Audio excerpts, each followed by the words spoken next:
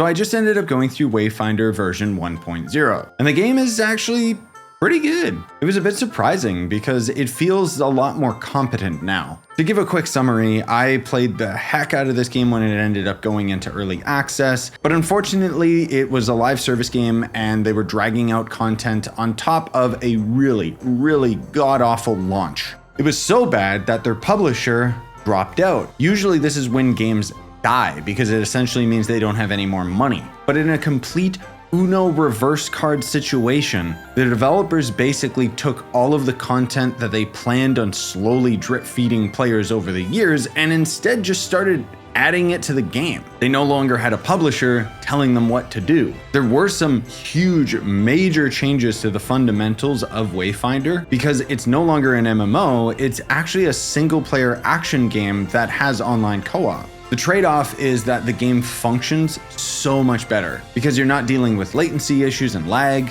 and it also means that load times are significantly faster, which is great because the loading screens are honestly what made me quit the game initially. So assuming this might be your first time ever seeing Wayfinder, it's basically an action game with combat kind of similar to Dark Souls or Elden Ring, but a lot more fast-paced. Each of the weapons kind of has their own different combos and unique abilities, while dodging will give you iframes. Enemy attacks still aren't televised very well in my opinion, but it gets the job done and it's fine. The dungeons themselves are random generated, except for the boss areas, and there's also a large open world area. These areas are pretty big, so thank goodness there's fast traveling, and thank goodness there's mounts. I will say quest design is still terrible. You've got way too many fetch quests that literally tell you, hey, go to this area, you go through a loading screen, you talk to the dude, then he says, go right back through the loading screen to the area you were just at. It's very tedious, but in a lot of ways, it is the tutorial of the game. Where Wayfinder really opens up for me is the end game.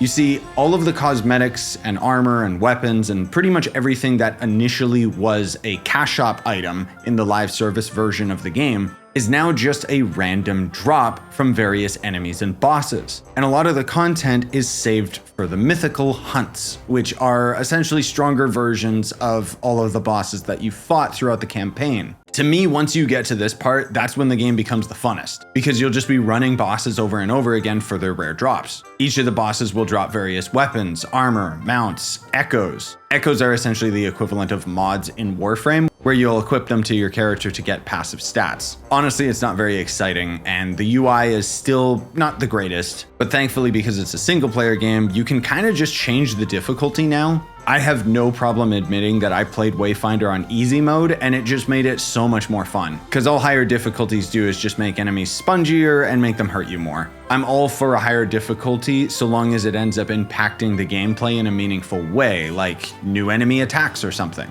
Overall, would I recommend Wayfinder in its current state? Yes, I would. It's a fun enough single player game now. In a lot of ways it reminds me of Godfall. But the fact that you can just grind everything is really nice. Although I do worry about the game's future. At the very least, this is like a $30 buy-in for a game that will last upwards of 20 hours. And that's more than I can say about most video games.